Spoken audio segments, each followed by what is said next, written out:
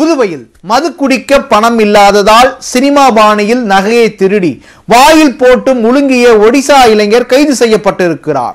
நகையை வெளியே எடுத்தது எப்படி?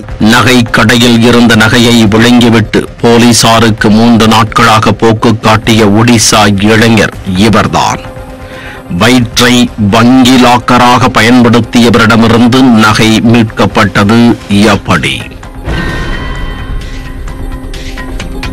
முத்தியால்பேட்டையைச் சேர்ந்தவர் வெங்கடாச்சலபதி. இவர் நெல்லுமண்டி சந்தில் நகை கடை வைத்துள்ளார்.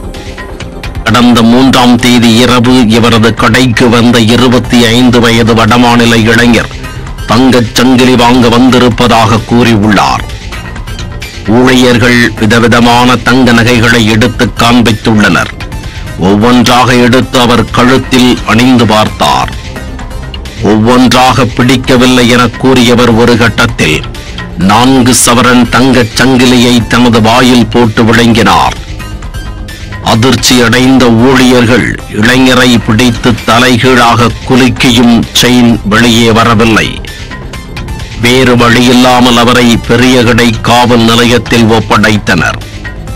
போலீசார் நடத்திய விசாரணையில் அவர் ஒடிசாவைச் சேர்ந்த ராஜசேகர் சௌகத் என்பது தெரிய வந்தது. கூலி தொழிலாளியான இவர் சுற்றுலா வந்தபோது பணம் முழுவதும் செலவாகியுள்ளது. மது குடிக்க பணம் இல்லாததால் நகை கடைக்குள் புகுந்து நூதன முறையில் நகையை திருடி சிக்கிக் கொண்டுள்ளார்.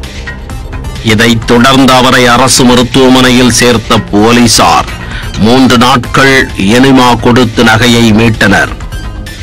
சிகிச்சை முடிந்து நீதிமன்றத்தில் ஆஜர்படுத்திய பெரியகடை போலீசார் அவரை சிறையில் அடைத்தனர்.